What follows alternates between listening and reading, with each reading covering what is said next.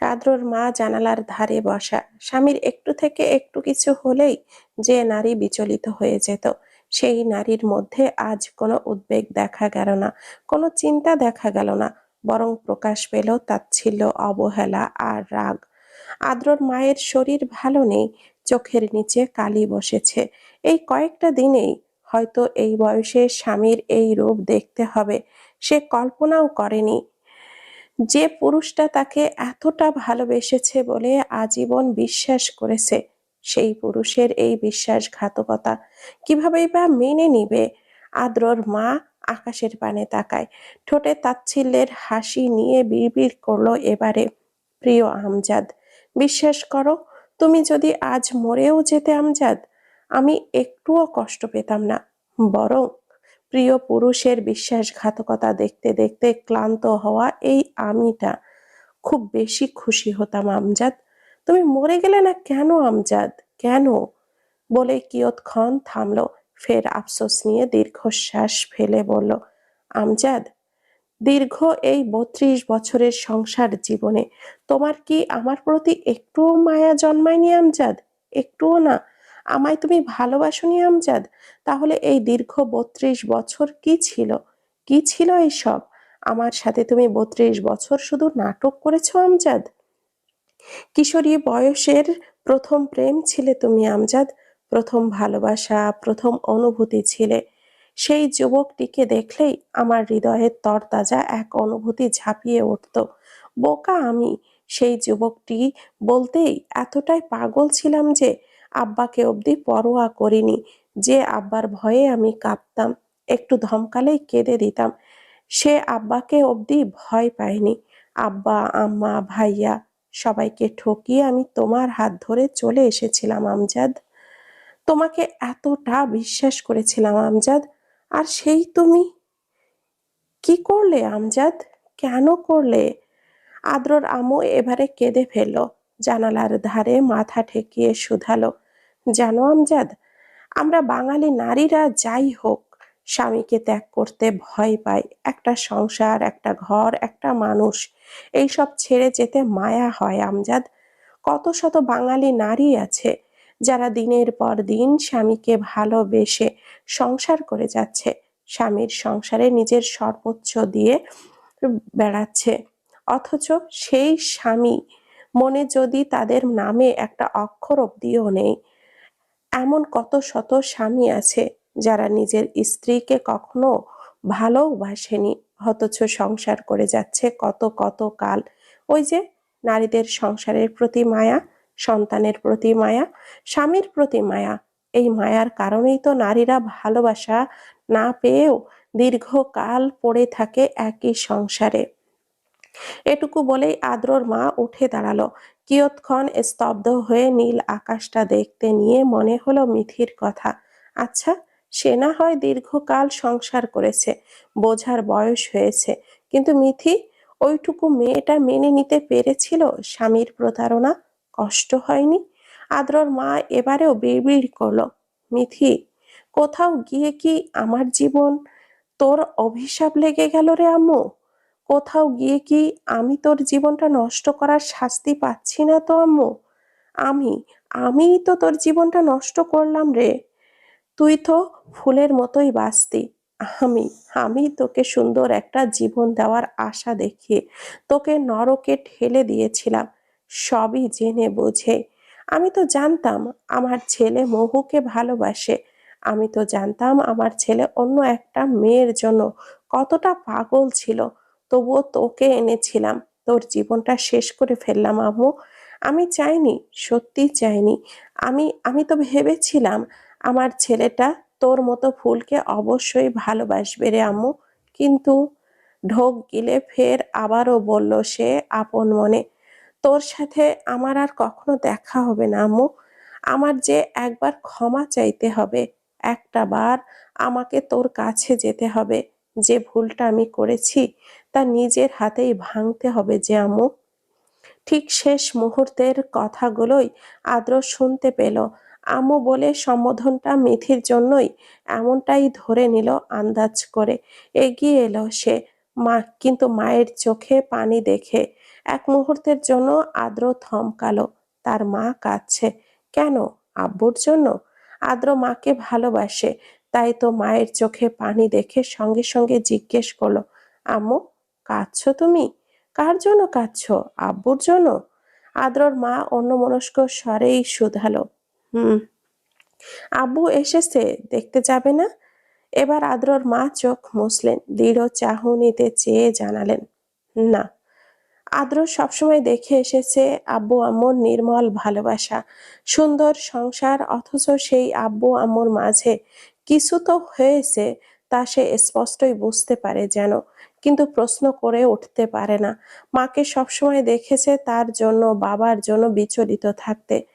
কিছু থেকে কিছু হলে কি চিন্তা, অথচ সেই মা আজ তার বাবাকে নিয়ে চিন্তা করছে না।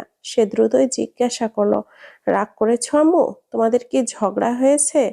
উনি দৃঢ় স্বরে জানালেন, না। আদ্র, শোন, আমাকে একটাবার মিথির সাথে দেখা করিয়ে দিতে পারবে? যেভাবেই হোক একবার আমি ওর কাছে ক্ষমা চাইতে চাই।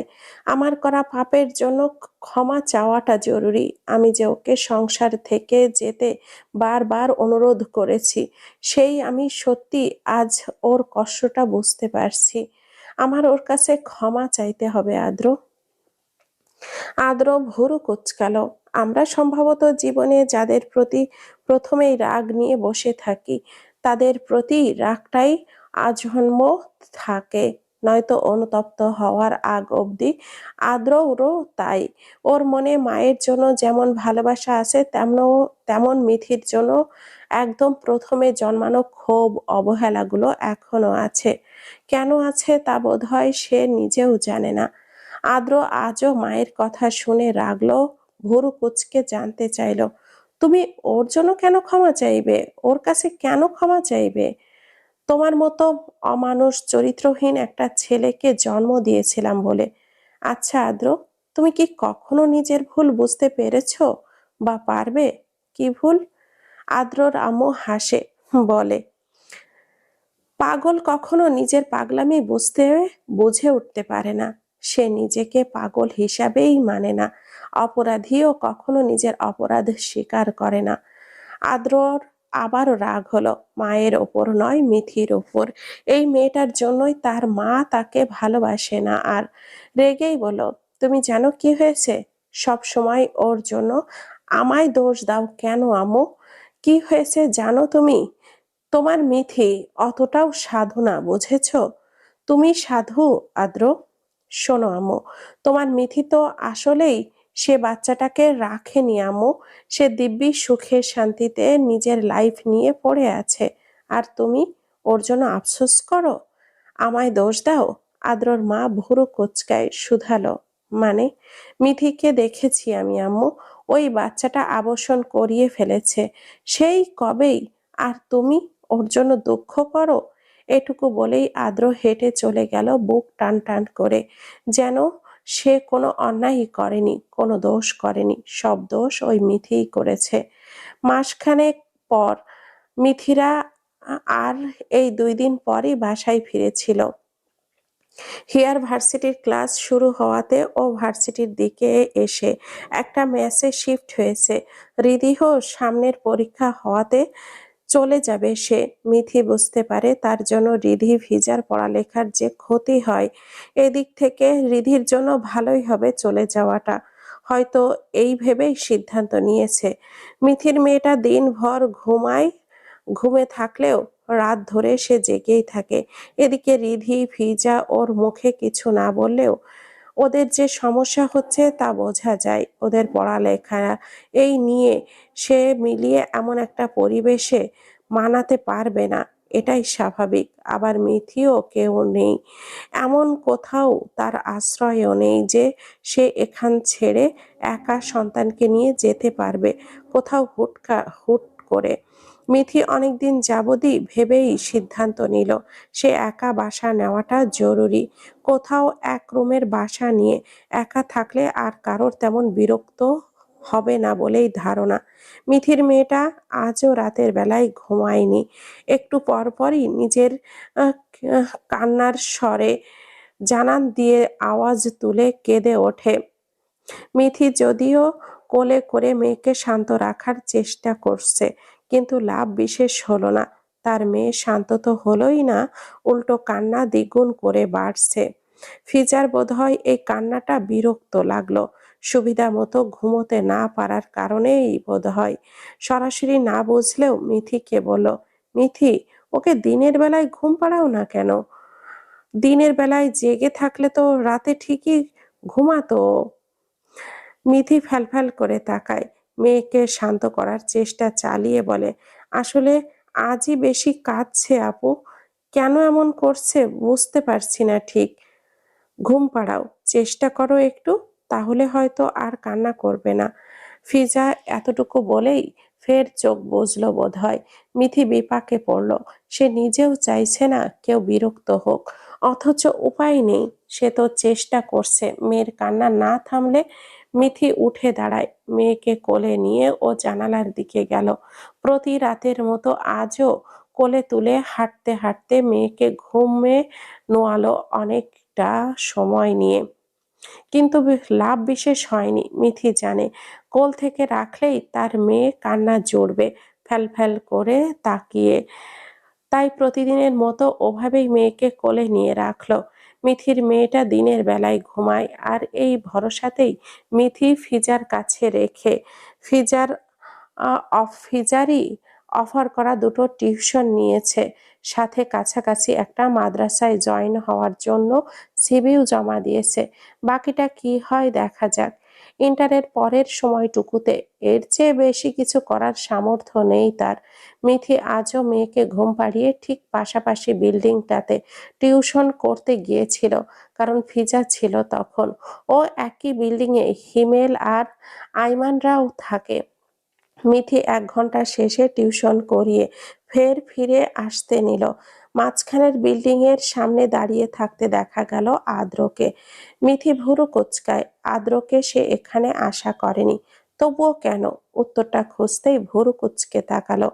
আদ্র ঠিক তখনই এগিয়ে এলো রাস্তায়, বলল, গাড়িতে ওঠ মিঠি, তোর জন্য অপেক্ষা করছি এতক্ষণ যাবৎ। মিথি ফের ভুরু কুঁচকালো। আদেশ করছে আদ্র। কোন অধিকারে? আদ্র ফের মিথির হাতে টান দিয়ে বলল, কি হলো শুনিসনি? গাড়িতে ওঠ, আম্মু নিয়ে যেতে বলেছে তোকে। মিথি রেগে চাইল, কপাল কুঁচকে বলল, কি হচ্ছে আদ্র? হাত ধরছেন কেন? ছাড়ুন। আপনি আমার ঠিকানা পেয়েছেন কি করে? আদ্র এবার চাইল, বলল, তোর সাথে কথা হয়েছে মিথি। মিথি ফের তির্যক স্বরে শুধালো, কি কথা? আপনার সাথে তো আমার কোনো কথা নেই আদ্র, হাত ছাড়ুন। বললাম না কথা আছে, তোকে আমার সাথে যেতে হবে মিথি। মিথি বিরক্ত হলো। নাটক করছে আদ্র। হালকা চিৎকার দিয়ে বলল, উম, হাত ছাড়ুন আদ্র। রাস্তায় এইভাবে হাত ধরে টানছেন কেন? এটুকু বলেই ঝাড়া দিয়ে হাত ছাড়িয়ে নিল মিথি। আদ্রই এই ভাব দেখানো সহ্য হলো না বোধহয়। বলল, তুই তুই তো সেই নাটকই করলি। বাচ্চাটাকে তো তখন শেষ করতেই হলো, যেতে হলো, তাই না? আর এমন তো না যে তুই বাচ্চাটাকে রেখেছিস। এখন ওই নাটকটা কেন করছিলি তখন? মানে? আদ্র ভুরু কুঁচকে শুধালো, মানে তোর গর্ভে যে ছিল তাকে সেই শেষ করলি, তাই না? তখন তো তখন অত নাটক করেছিলি কেন? নাটক করিনি আমি। তোকে আমার সাথে যেতে হবে, আম্মু বলেছে। মিথি দু এক পা পিছিয়ে দাঁড়ালো, স্পষ্ট স্বরেই বলল, কেন যেতে হবে আগে তা বলুন। আমাকে তো ফুপি বলেনি, বলে আমি নিজেই যাব। আদ্র বিরক্ত হয়ে তাকালো। ফোনটা বের করে মাকে কল দিল। অতঃপর কল দিয়েই বলো, আম্মু কথা বলো। ফোনটা এগিয়ে দিল সে। ভাবটা তার এমন যেন ওকে জোর করে পাঠিয়েছে কেউ। মিথি ফোনটা নিল। ওপাশ থেকে আদ্রর মা ক্লান্ত গলায় বলল, মিথি, আমার সাথে একটু দেখা করবি আম্মু? আমি আমি তোর সাথে দেখা করতে চাই আম্মু। মিথি শুনল। ফুপির ক্লান্ত স্বর শুনে প্রথমেই জিজ্ঞেস করলো, তুমি ভালো আছো ফুপি? ভালো আছি আম্মু। তুই আদ্রর সাথে না এলেও নিজে হলেও একবার আয় একটু। আমার যে তোর সাথে কথা বলতেই হবে আম্মু, ভীষণ প্রয়োজন। মিথি ছোট্ট শ্বাস ফেলে, ক্লান্ত গলায় বলে, আসবো ফুপু, আমি সময় করে আসার খুব শীঘ্রই চেষ্টা করব। কিন্তু তোমার ছেলেকে চলে যেতে বলো, আমি তার সাথে যাব না, মোটেও যাব না। অতঃপর ফোনটা আদ্রর হাতে দিল, ফের আবারও। তারপর আদ্রর মা কি বলল শোনা গেল না, তবে আদ্র শুধু এতটুকুই বলল, ভাব দেখাচ্ছিস তুই আমার সাথে? হ্যাঁ, আমার সাথে যেতে অসুবিধা তোর? রিজেক্ট করছিস আমায়? আমার সাথে যাবি তুই? এতটুকু বলেই মিথির হাত আবারও টেনে ধরলো আদ্র। হিমেল সবেই নেমেছিল, ওর ইন্টারভিউ আছে, রিক্সার জন্য দাঁড়িয়েছে। এমন দৃশ্য চোখের সামনে দেখে মেজাজটাই খারাপ হলো। এগিয়ে এসে আদ্রকে শুধালো, এক্সকিউজ মি, কে আপনি? ওর হাত ধরেছেন কেন? সমস্যা কি আপনার? আদ্র তাকালো, বিরক্ত হয়ে বলল, আপনি কে? ওর হাজবেন্ড আমি, অধিকার আছে। হিমেলের চোখ মুখ শক্ত হলো, মিথির দিকে শক্ত চাহনিতে তাকিয়ে বলল, মিথি, উনি কে? উনি তোমার হাজবেন্ড? মিথি কি উত্তর দেওয়া উচিত বুঝলো না, কিয়ৎক্ষণ থেমে তাচ্ছিলের হাসি হেসে বলল, কাগজে কলমে সে এখনো আমার হাজবেন্ড। হিমেল শুনল, আদ্রর দিকে হাত বাড়িয়ে এবার একটা হাসি উপহাস দিল। অতঃপর হাত মিলিয়ে হেসে বলল, ও, হাজবেন্ড হয়েছেন, নিজের স্ত্রীর যথাযোগ্য সম্মান দিতে না পারলে তো হাজবেন্ড হওয়ার যোগ্যতা নেই আপনার। তাই এভাবে নিজেদের সম্পর্কটাকে তিক্ততার পর্যায়ে রাস্তাঘাটে না নিলেই হয়। স্ত্রীকে যথাযথ সম্মান দিতে পারলে হাজবেন্ড হওয়ার সার্থকতা হয় ব্রো।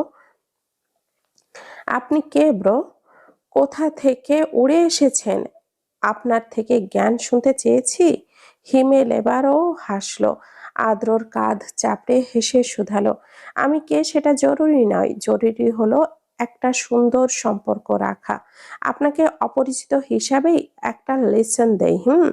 একজন মেয়েকে স্ত্রী রূপে বরণ করার পর তাকে অবশ্যই সম্মান, শ্রদ্ধা, যত্ন এবং ভালোবাসা দিতে হয় ব্রো।